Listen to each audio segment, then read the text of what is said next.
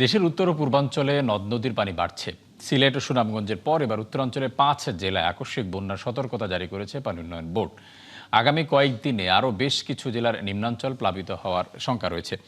সিলেট ও সুনামগঞ্জের কুশিয়ারা নদীর পানি দুটি পয়েন্টে বিপদসীমার উপর দিয়ে বইছে। বন্যা পূর্বাভাস ও সতর্কীকরণ কেন্দ্র জানিয়েছে, আগামী ৪৮ ঘন্টায় তিস্তা, ধরলা ও দুধকুমার নদীর পানি বেড়ে লালমনিরহাট, নীলফামারী, রংপুর, গাইবান্ধা ও কুড়িগ্রামে আকস্মিক বন্যা দেখা দিতে পারে। একই সাথে নেত্রকোনা সোমেশ্বরী নদীর পানিও কয়েকটি স্থানে বিপদসীমা অতিক্রমের শঙ্কা রয়েছে। এছাড়া ২০ থেকে ২৪ জুলাইয়ের মধ্যে ব্রহ্মপুত্র, যমুনার পানি বেড়ে জামালপুর ও বগুড়া সহ ৬টি জেলার নিম্নাঞ্চল ডুবতে পারে বলে জানিয়েছে পানি উন্নয়ন বোর্ড।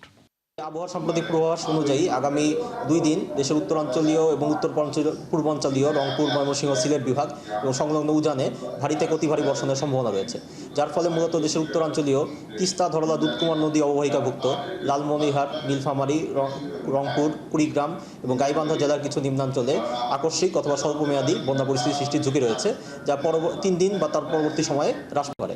একই সাথে দেশের উত্তর পূর্বাঞ্চলীয় সিলেট এবং সুনামগঞ্জ জেলার সুরমা, কুশিয়ারা নদী অববাহিকাভুক্ত কিছু স্থানে পানি বিপদসীমা অতিক্রম করতে পারে। এর ফলে কিছু স্থানে স্বল্পমেয়াদী বন্যা পরিস্থিতির সৃষ্টি অথবা কিছুটা স্থিতিশীল থাকতে পারে। একই সাথে নেত্রকোনা জেলার সোমেশ্বরী নদীর পানি আগামী ২৪ ঘন্টায় বিপদসীমা অতিক্রম করতে পারে। এর ফলে কিছু স্থানে স্বল্পমেয়াদী বন্যা পরিস্থিতির সৃষ্টির ঝুঁকি রয়েছে।